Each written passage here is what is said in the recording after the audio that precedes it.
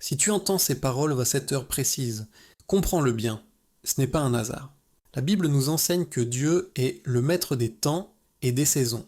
Dans Ecclésiaste 3.1, il est écrit qu'il y a un temps pour toute chose sous les cieux. Cela signifie que certaines heures portent un poids spirituel particulier, non parce que Dieu change, mais parce que le cœur de l'homme devient plus réceptif.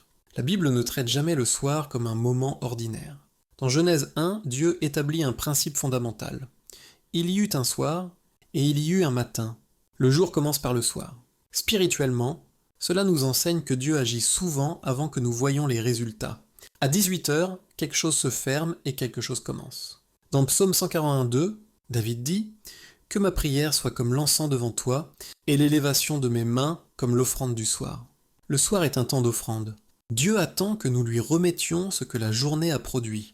Nos pensées, nos combats, nos fatigues et nos décisions. La parole insiste encore dans 1. Roi 18.36. C'est à l'heure de l'offrande. Du soir qu'Élie invoqua l'Éternel, et que le feu descendit du ciel. Cela nous enseigne que même lorsque l'énergie humaine diminue, la puissance de Dieu ne faiblit pas. Dieu agit souvent quand l'homme arrive au bout de ses forces. À cette heure, Dieu nous appelle à l'examen du cœur. Lamentation 3.40 dit « Recherchons nos voies et examinons-les, et retournons à l'Éternel. » Ce que tu ne confies pas à Dieu le soir risque de t'accompagner dans la nuit. C'est pourquoi je dis avec autorité, ne laisse pas cette heure passer comme les autres. Hébreux 3.15 nous avertit, « Aujourd'hui, si vous entendez sa voix, n'endurcissez pas vos cœurs. Père éternel, nous venons devant toi à cette heure du soir. Tu es le Dieu qui voit la fin de la journée et le commencement de ce qui vient.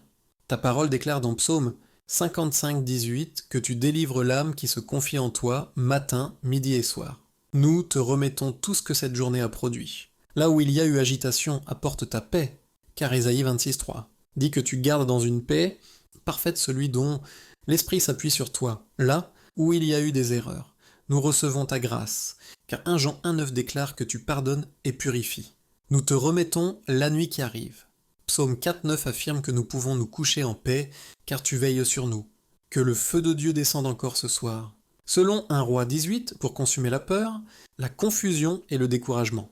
Et je déclare sur ta vie, selon Nombre 6, 24-26, que l'Éternel te bénit, te garde et t'accorde sa paix.